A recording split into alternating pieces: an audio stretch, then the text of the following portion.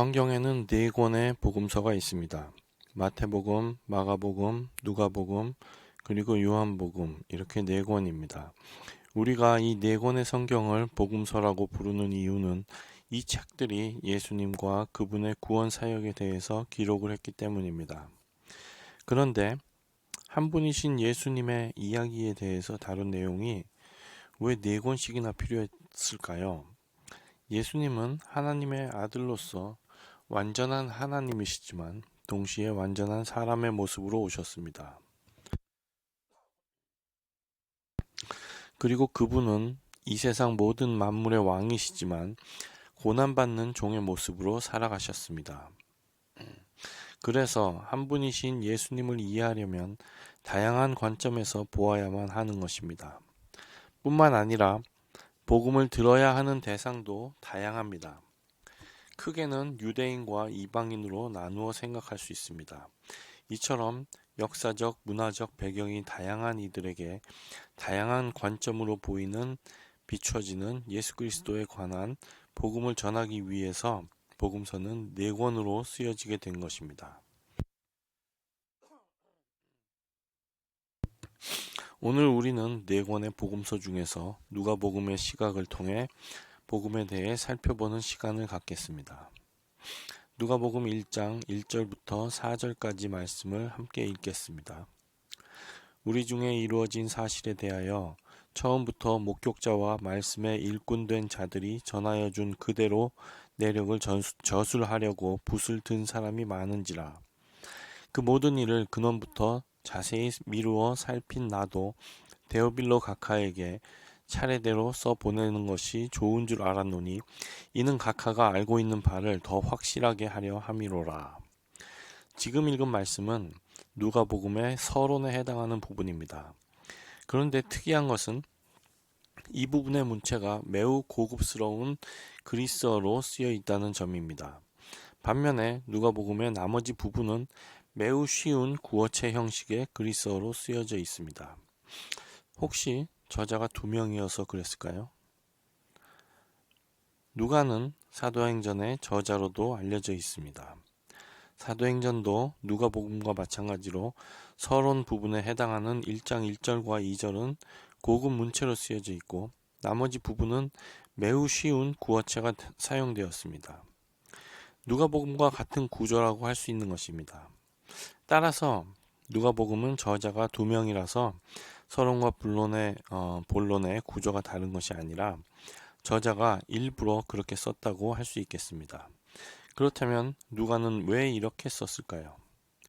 첫째, 누가는 누가복음과 사도행전을 단순 신앙서적으로 쓴 것이 아니라 공식 역사서로 읽히게 하려는 의도를 가지고 썼습니다. 역사책이라면 그 내용이 사실에 근거한 것이라는 전제가 깔려 있어야 합니다. 책의 내용이 사실이 아니면 그 책을 소설책이라고 부르지 절대 역사책이라고 부르지는 않습니다. 누가는 유대인이 아닌 이방인들이 읽을 것을 기대하면서 복음서를 썼습니다. 그 자신 또한 유대인이 아니었습니다. 이방인들의 입장에서 보는 복음서의 내용은 모든 면에서 낯설었을 것입니다. 그들은 예수님께서 주로 활동하셨던 갈릴리 지역과 예루살렘 지역이 어디에 있는지도 몰랐을 것입니다. 예수님께서 언급하신 구약에 관한 내용에 관해서도 전혀 알지 못하는 상태였을 것입니다. 그들은 하나님에 대해서도 알지 못했을 것입니다.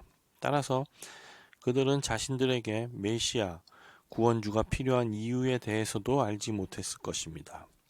그런 사람들에게 예수님과 복음에 대해 아무리 이야기를 하더라도 하나의 소설 같은 이야기라고 받아들였을 것입니다.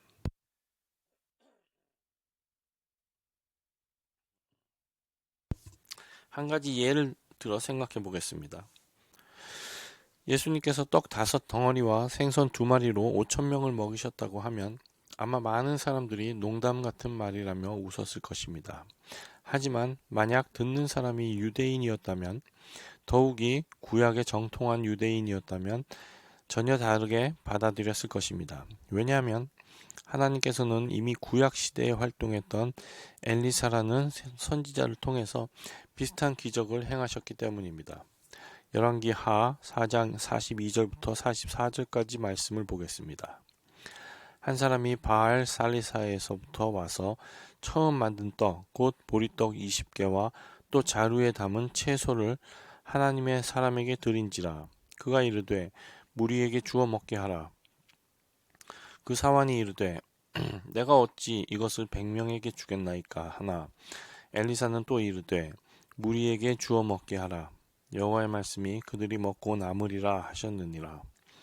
그가 그들 앞에 주었더니 여호와께서 말씀하신 대로 먹고 남았더라. 유대인들에게 있어서 구약 성경은 그들의 역사입니다. 그들은 그 시대에 하나님께서 행하셨던 기적을 역사 시간에 배웠고 언젠가 그들의 구원자 메시아 또한 하나님께서 보내실 것이라는 약속에 대해서도 배우고 기다려왔던 이들이 바로 유대인들이었습니다. 그런 그들에게 있어서 예수님께서 행하신 오병이어 기적에 대한 소문은 무시할 수 있는 내용이 아닌 것입니다. 이것은 하나의 예시일 뿐 많은 기적과 또 그분의 말씀에 대해서도 역사적 배경을 가지고 이해할 수 있었던 이들이 유대인이었던 것입니다.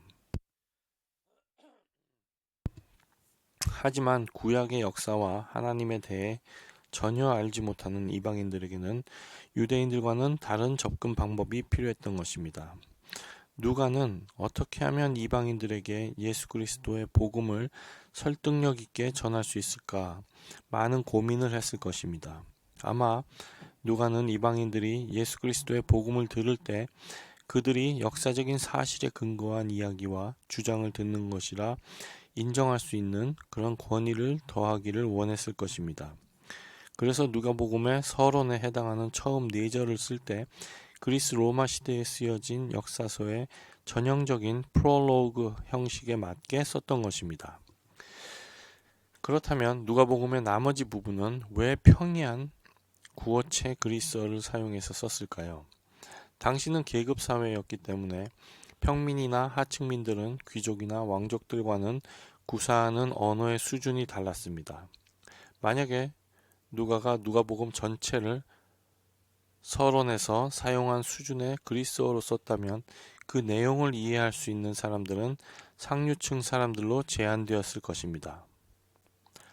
누가복음의 본문은 시장에서 많은 사람들이 구사하는 구어체 형식으로 쓰여졌기 때문에 배움이 부족한 사람들도 편하게 읽어볼 수 있었던 것입니다. 이것이 누가복음의 나머지 부분을 쉽게 쓴 이유입니다. 이처럼 하나님의 말씀은 진실과 진리 위에 하나님의 권위가 담겨진 말씀인 동시에 모든 이들을 포용하고 회복시키는 따뜻함을 지닌 생명의 말씀이라고 할 수 있습니다. 이 자리에 계신 여러분 모두가 성경을 대하실 때마다 하나님의 권위를 담은 진리의 말씀인 것을 인정하게 되고 동시에 말씀 안에서 하나님의 사랑을 느끼며 마음이 회복되는 축복을 누리시게 되시기를 주님의 이름으로 축원드립니다.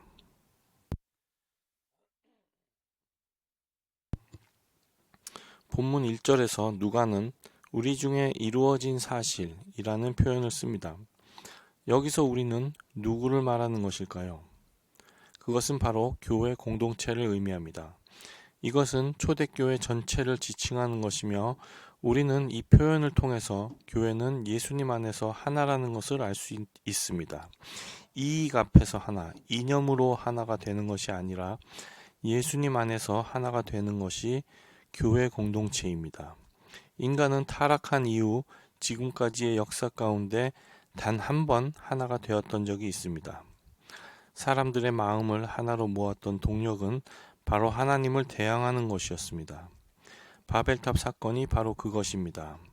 당시 사람들은 자신들이 모두 함께 거할 수 있는 성읍을 만들고 또 하늘에 닿을 수 있는 탑을 건설하기 위해서 마음을 하나로 모으고 함께 건설을 시작했습니다.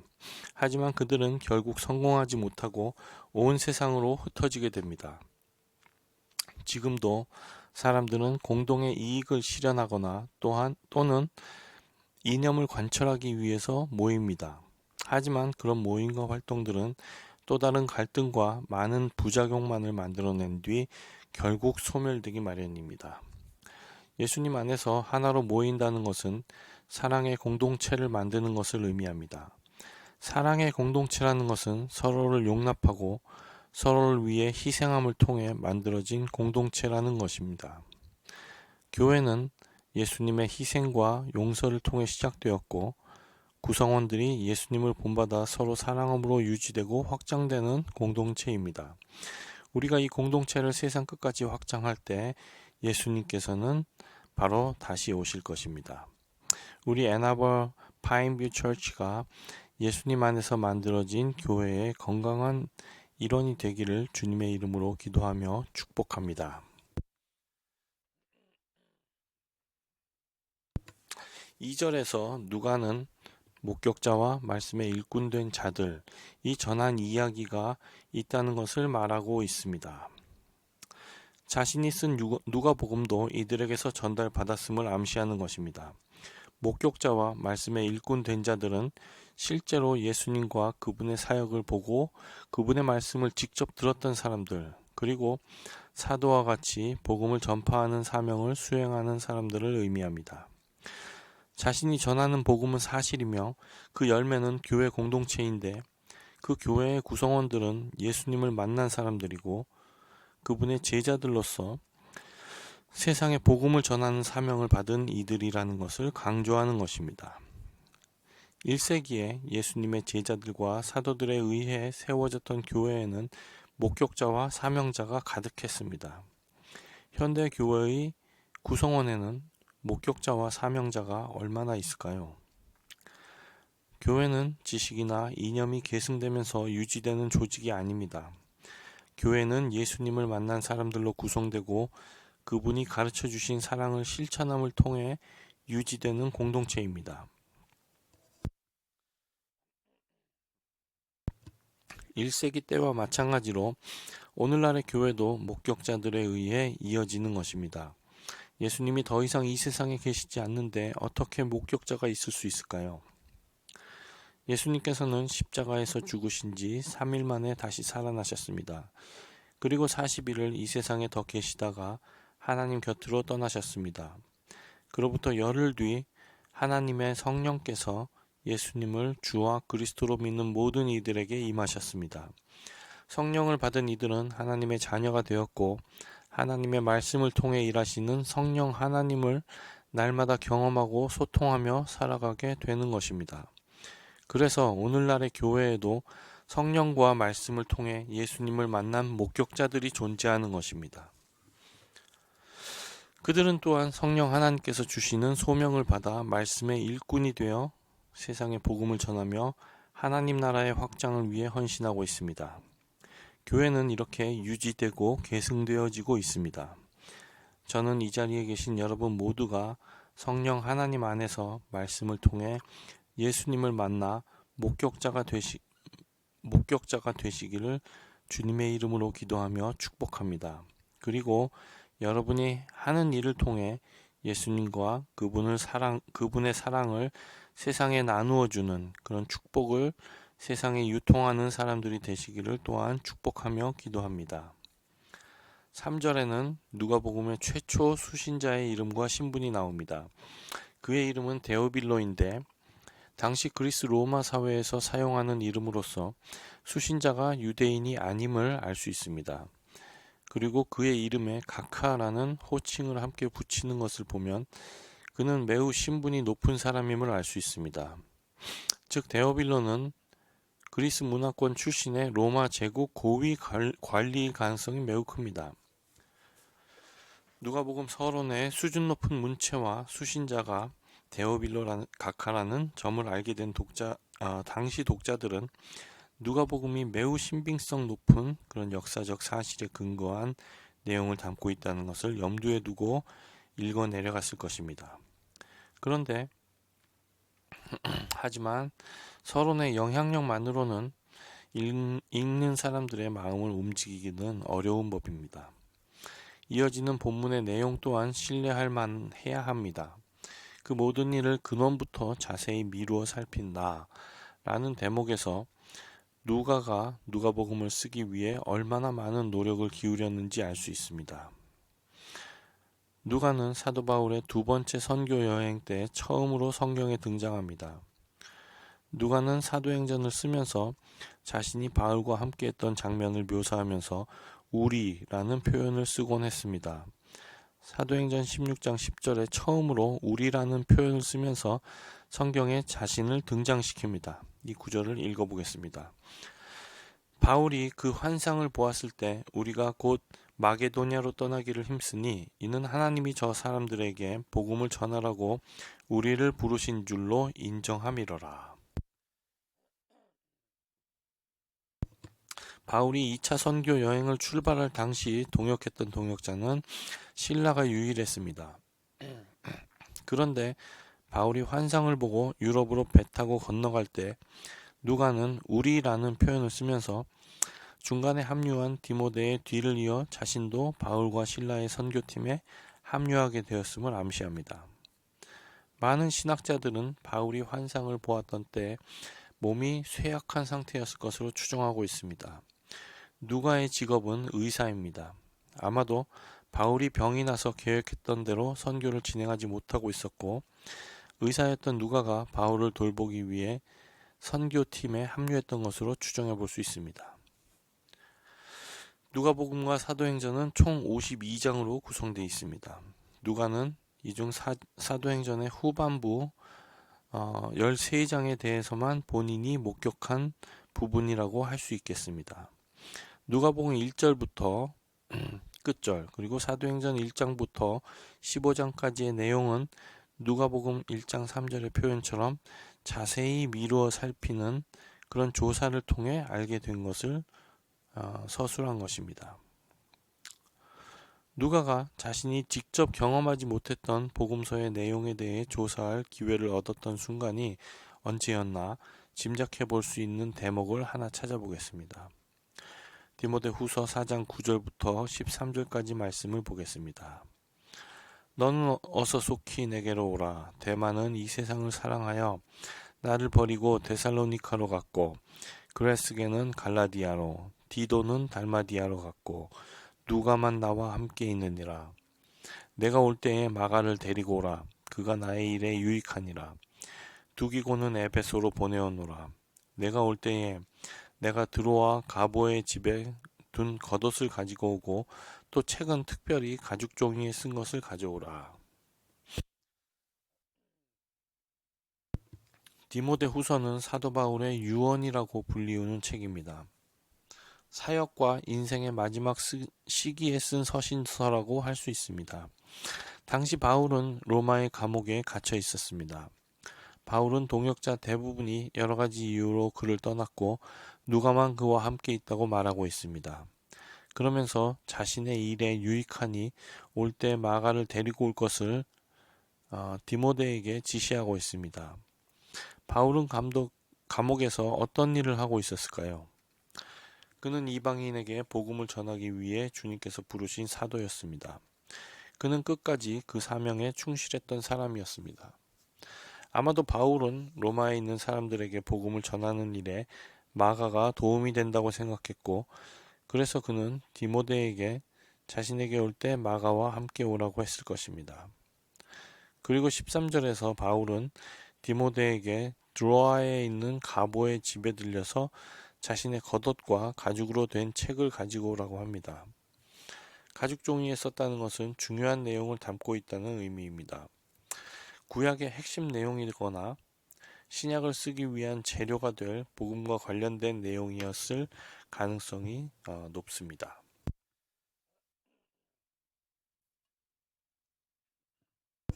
정리해보면 끝까지 남아서 자신의 멘토였던 바울을 돌보면서 로마 감옥에 머물렀던 누가가 디모데, 바울 그리고 특히 마가와 함께 지내게 되었습니다. 마가는 베드로와 함께 하면서 복음을 전하는 사역을 했습니다.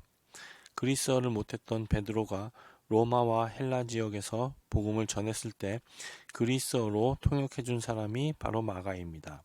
그 경험을 바탕으로 그는 마가복음을 쓰게 됩니다. 사복음서 중 가장 먼저 쓰인 복음서가 바로 마가복음입니다. 뿐만 아니라 마가의 집은 예수님과 제자들이 예루살렘에서 사역할 때 베이스 캠프처럼 머물렀던 곳입니다. 예수님께서 잡히시던 날 마가의 집에서 성찬식과 세족식을 하셨습니다. 오순절 성령께서 제자들에게 임하셔서 교회가 시작된 곳도 바로 마가의 집이었습니다. 또한 그는 바나바의 조카였습니다. 바나바는 바울이 사도가 될 수 있도록 큰 힘이 되어준 사람이고 바울과 1차 선교 여행을 함께 했던 사람입니다. 마가 또한 1차 선교 여행을 어느 정도 함께 했습니다. 마가는 성경에 포함되지 않은 많은 예수님과 관련된 일에 대해서도 세세히 알고 있었을 것이고 교회의 초창기 역사에 관해서도 상세히 알고 있었을 것입니다.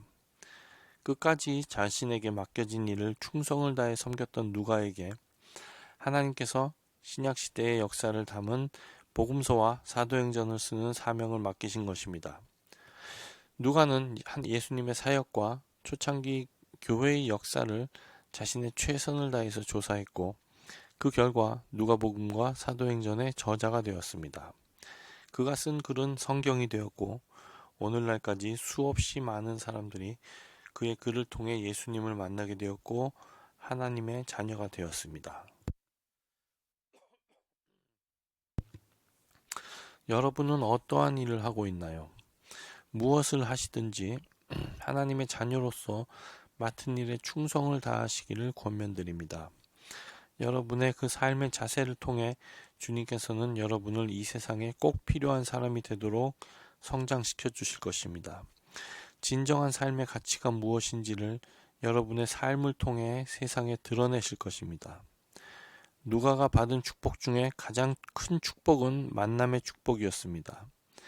그는 사도 바울이라는 멘토를 만났고 디모데와 마가를 비롯한 수많은 영성의 대가들을 동역자로 만날 수 있었습니다. 하지만 그가 그런 만남의 축복을 누릴 수 있었던 것은 그의 삶의 자세였을 것입니다. 자신에게 맡겨진 일은 작은 일일지라도 충성을 다하는 삶의 자세 위에 하나님께서 주신 만남의 축복이 부어졌고 자신의 모든 재능과 지식이 가치 있는 주님의 사역에 사용된 것입니다. 여러분의 삶에도 누가가 받은 것과 같은 그런 축복이 넘치게 되시기를 축복합니다. 기도하시겠습니다. 사랑이 많으신 아버지 하나님, 새해를 시작하는 말씀으로 누가복음을 주셔서 감사합니다. 말씀의 능력과 은혜가 이 자리에 주님께 기도하는 모든 지체들에게 부어지기를 소망합니다. 성령의 검인 말씀의 역사하심으로 저희들 각자가 예수님을 닮은 성품을 가진 사람으로 변화되는 역사가 시작되는 올해가 되기를 소망합니다. 그 위에 부어지는 만남의 축복을 허락하셔서 올 한 해를 마감할 때 도울 자를 보내주신 주님의 은혜에 감사할 수 있도록 주님 저희를 축복해 주시옵소서. 애나버 파인뷰 지체들 한 명 한 명을 기억하셔서 그들이 어디에 있든지 함께 해주시고 동일하게 축복해 주시기를 간구드리며 건강과 안전을 주시기를 기도드리며 이 모든 말씀 우리 주 예수 그리스도 이름으로 기도드렸습니다. 아멘.